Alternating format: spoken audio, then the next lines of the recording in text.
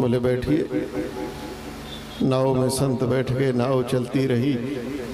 संध्या हो गई, सूर्यास्त होने लगा। एक टापू आ गया।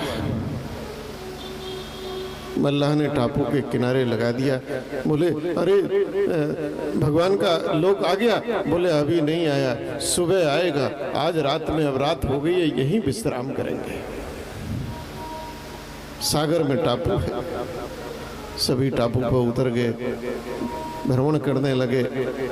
नाविक ने बताया बस भोर होते ही चलेंगे, आधे घंटे में पहुंच जाएंगे। अब भैया साधु संत सब टापू पे टहलने लगे। क्या देखते हैं, उस टापू पे जगह जगह जगह जगह हड्डियों के छोटे बड़े पहाड़ जैसे लगे, अस्थियों के। अरे भैया तुम हमें कौन से टापू पे ले आए हो? यहाँ जिधर देखो अस्थियां ही अस्थियां हैं, आदमी कोई दिखाई नहीं देता। आखिर ये किसकी अस्थियां हैं, किसकी हड्डियां हैं?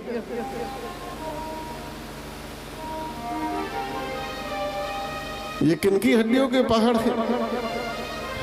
वो नाविक, और नाविक और कोई थोड़ी है, ठाकुर जी बने। बोले ऋषियों, ये सब तपस्वी संतों के, जिन्होंने भगवत प्राप्ति के लिए तप किया है। बोले अच्छा। बोले धरती पर जब कोई तप करता है और भगवत प्राप्ति के लिए, और जब एक शरीर उसका छूटता है तो उसकी अस्थियां यहां आ जाती है। फिर वो दूसरा शरीर धारण करता है, फिर तपस्या करता है।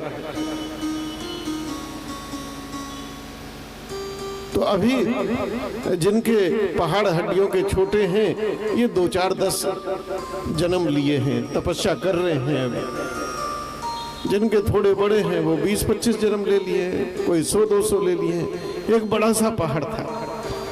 बोले इतना महापुरुष कौन है कि इतने जन्मों से तपस्या कर रहा है, इतने जन्मों की अस्थियां यहाँ इकट्ठा हैं? बोले ये किसका है? बोले ये ध्रुव नाम के एक संत हैं, उनका है। ध्रुव नाम के भगत हैं, अब तक लाखों जन्म तप कर लिया है, और सुना है उनकी तपस्या पूर्ण होने वाली थी, जरा सी बची थी।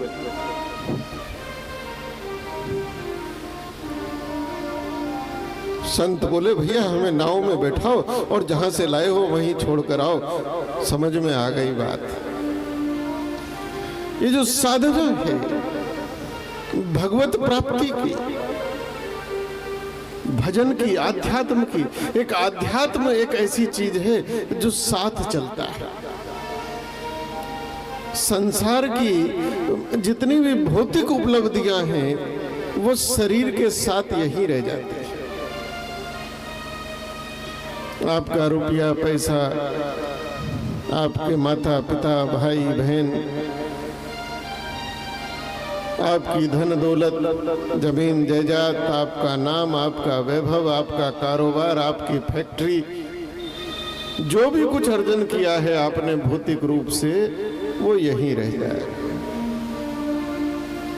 और भौतिक रूप से जितनी भौतिक शिक्षा को भी पाया है, चाहे आप कितने ही MA कर लिए हो, MSc कर लिए हो, कितने ही पढ़ लिख गए हो, PhD डिलीट कर लिए हो, लेकिन उस शरीर के साथ वह भी यहीं। जब नए शरीर में जाओगे तो नर्सरी में जाके ABCD का खागा सीखना ही पड़ेगा फिर से। इनमें से कोई संपत्ति ऐसी नहीं है जो आपके साथ जाए। साध केवल किया हुआ कर्म जाता है, और जो कहा जो आध्यात्मिक रूप से आपने साधना की है, भजन किया है, यह भजन कभी व्यर्थ नहीं जाता। श्रीमद् भगवद गीता में भगवान ने ऐसे पुरुष को जो भगवान का भजन करता है, ठाकुर जी का नाम लेता है, गुरुओं की शरण में रहता है, ध्यान करता है, जिसने अपने प्राण को पकड़ना सीखा है, जिसने अपने मन को बांधना सीखा है, जिसने अपने योग में, अपने को योग में साधना सीखा है, ऐसा पुरुष आध्यात्म की जितनी सीढ़ी चढ़ जाता है, साधना की जितनी सीढ़ी चढ़ जाता है, अगले जन्म में जाकर उसको पहली सीढ़ी से नहीं चढ़ना पड़ता। जहां तक चढ़ गया है फिर वो वहां से आगे चलता है। साधना करते करते अगर कोई 4 सीढ़ी चढ़ गया है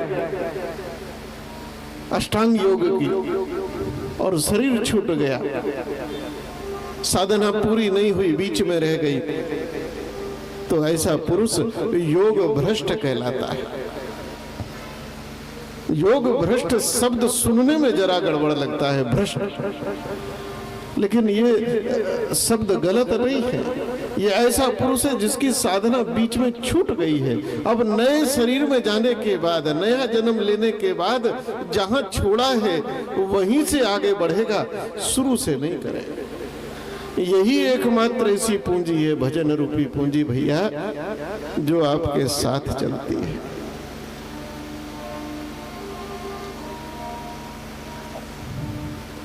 जन्म जन्म कोई तप करता है कि जन्म जन्म मुनि जतन कराही, राम कही आवत नाही। जन्म जन्म तो केवल इस बात की रगड़ लगानी पड़ती है, राम राम की, राम राम की। कहते माला लेके राम राम करते रहो, करते रहो। क्यों भाई? संसार में एक दिन अंतिम श्वास आएगा और वो बता के भी नहीं आएगा कि मैं अंतिम श्वास हूं। और अंतिम श्वास अगर राम के साथ नहीं निकला, अंतिम श्वास जिसके साथ निकलेगा वही हो जाएगा। कल की कथा में श्री भरत जी महाराज की कथा आई थी, तो भरत जी का अंतिम श्वास हिरण के बच्चे में निकला। श्री भरत जी जीवन भर राम राम करते रहे, हरिओम करते रहे, ओम करते रहे, लेकिन वो है जो अंतिम श्वास था वो हिरण के बच्चे में आसक्त हो गए। तो इसलिए राम जी वाला दरवाजा बंद हो गया और हिरण योनि वाला दरवाजा। बोलो श्री राम, जय राम, जय। ब्राह्मण भी मना कर देता है कि ना, अब इसमें राक्षसी मुख लग गया है, ये अग्नि में नहीं जाएगा। भैया फसल और खरपतवार, फसल के साथ खरपतवार होता है खेत में। आदमी किसान खाद और पानी अपनी फसल को देता है। जिस फसल खाद पानी से फसल की वृद्धि होती है, उसी खाद पानी से खरपतवार की दुगनी वृद्धि हो जाती है।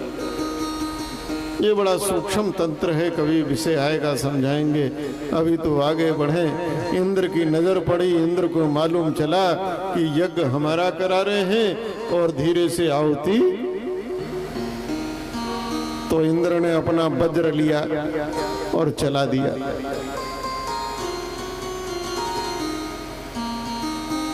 और जब चलाया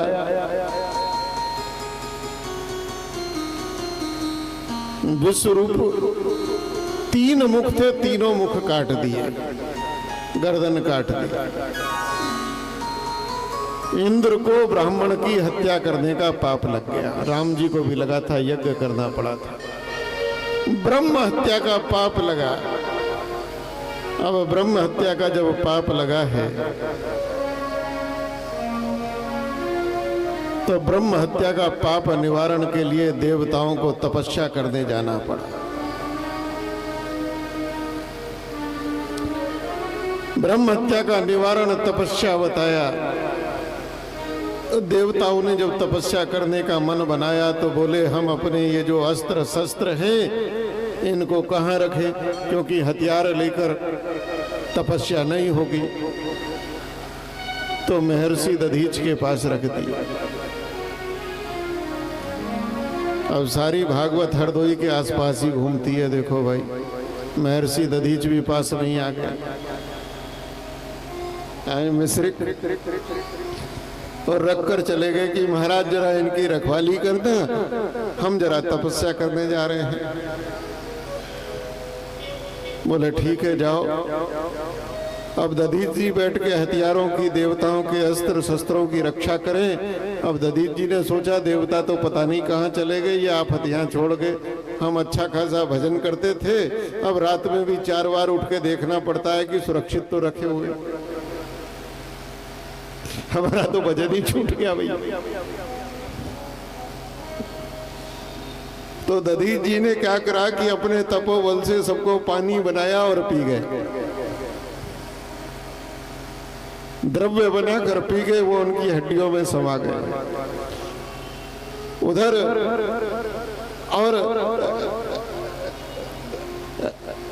जो विश्व रूप के पिता थे त्वष्टा, जब उनको मालूम चला कि इंद्र ने हमारे पुत्र की हत्या की है, तो बोले इंद्र से बदला लिया जाए, और त्वष्टा ने यज्ञ किया है और यज्ञ करके इंद्र का शत्रु, इंद्र को मारने वाला ऐसा पुत्र पैदा हो, मंत्रों से आहुति दे रहे हैं।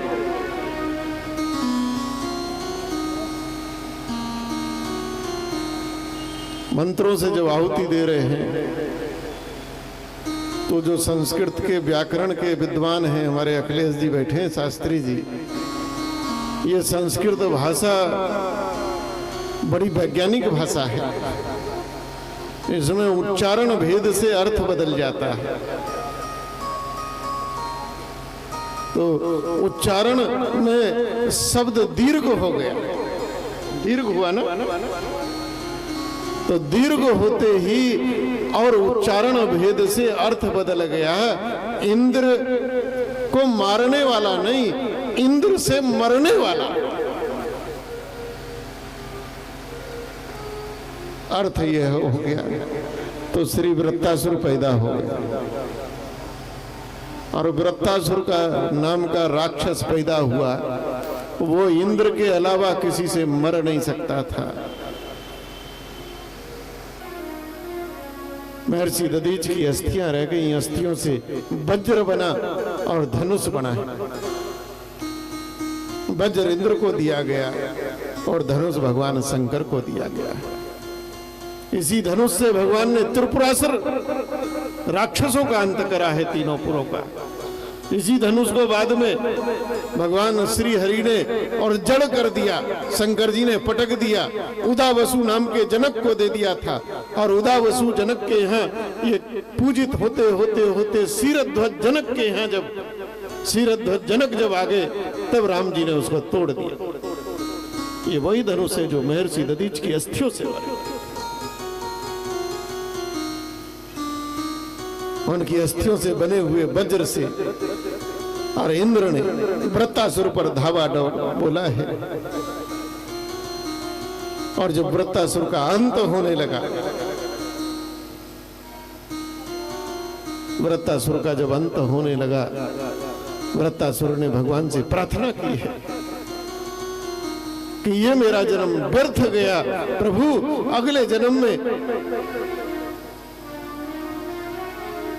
तुम मिलो ना मिलो, लेकिन साधु संगत मुझे जरूर मिल जाए।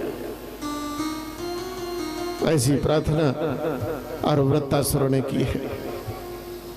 वृत्तासुर के पूर्व जन्म के चरित्र के बारे में भी श्री सुखदेव जी से राजा परीक्षित ने पूछा है। वृत्तासुर पूर्व जन्म में और चित्रकेतु नाम का राजा था। हम धीरे धीरे और आगे की ओर बढ़ते हैं। मरुदगणों की कथा आती है और इसके बाद षष्ठम स्कंद समाप्त होकर अब सप्तम स्कंद प्रारंभ होने जा रहा है। सप्तम स्कंद में देवऋषि नारद और युधिष्ठिर का संवाद आता है और जय विजय की फिर से कथा आती है। हिरण्याक्ष वध होने पर और हिरण्याक्ष वध की कथा हमने कल या परसों सुना दी थी भगवान के अवतारों में। हिरण्याक्ष के मारे जाने पर हिरण्यकश्यप जो भाई था हिरण्याक्ष का,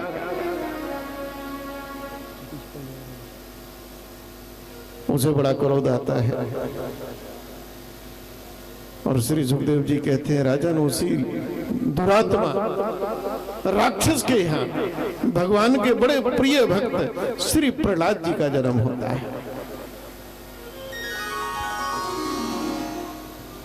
परीक्षित जी को आश्चर्य हुआ और कहा महाराज एक राक्षस के यहाँ भगवान का भक्त कैसे पैदा हो?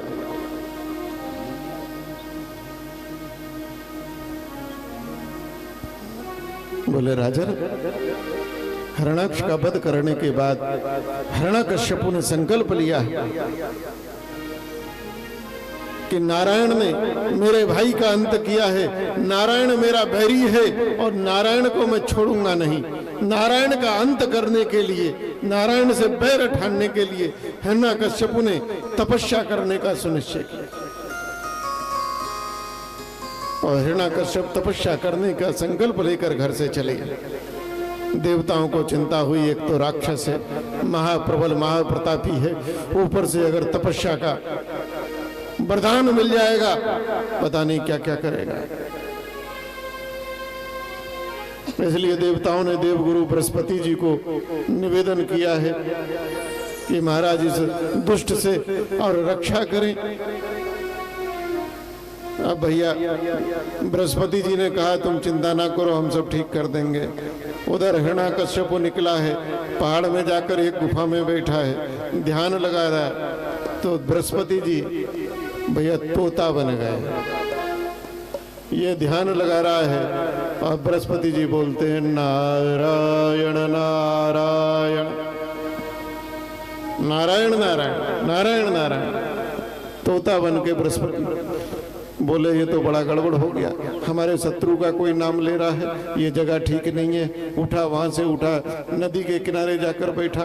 बृहस्पति जी वहां भी जाके तोता बनकर बोले नारायण नारायण नारायण नारायण। तो ये बेचारा जहां भी जाए और तपस्या करना चाहता है बृहस्पति जी नारायण नारायण नारायण नारायण। सुबह से लेकर सायंकाल हो गई, बोले आज मुहूर्त ठीक नहीं था, कल को पंडित जी से पत्रा दिखवाएंगे, मुहूर्त दिखवाएंगे तब चलेंगे तपस्या करने। ये तो हमारे शत्रु का नाम लौट आए। हिरण्याकश्यप की पत्नी कयाधु को बड़ा आश्चर्य हुआ, बोले स्वामी आप तो तपस्या करने गए थे और कह रहे थे हजारों वर्ष लग जाएंगे, आप तो अभी लौट आए। अरे क्या बताएं कयाधु, मैं तो तपस्या करने बैठा था लेकिन हमारे शत्रु चारों तरफ इतने व्याप्त हैं, क्रोध कर नहीं सकता था। तपस्या का संकल्प है और एक तोता पता नहीं कहां से आ गया, नारायण नारायण बोलता। अब कयाधु को महान आश्चर्य हो, बोले नारायण का नाम और हिरण्याकश्यप के मुख से। कयाधु को बड़ा आश्चर्य हुआ, तुरंत दौड़ कर गई, गिलास में ठंडा ठंडा जल लेकर आई, दिया स्वामी जल पीजिए। वो क्या कह रहे थे, कौन तोता था, क्या बोल रहा था?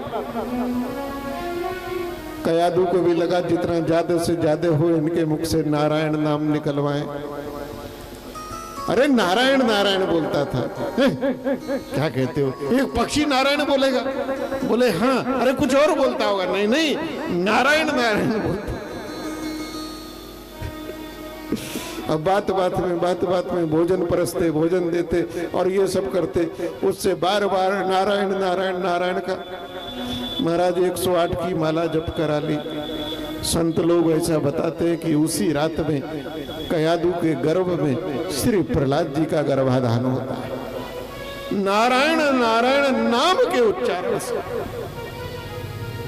हमारे धर्म शास्त्रों में आपको कैसी संतान चाहिए इसका भी वर्णन है।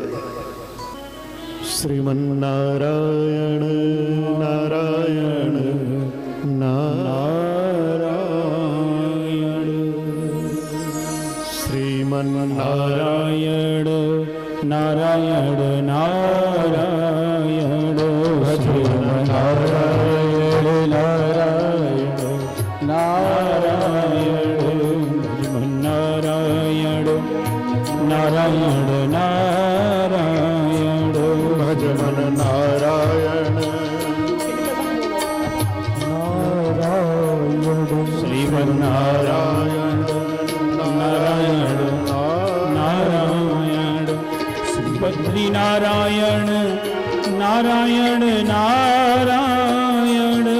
बद्री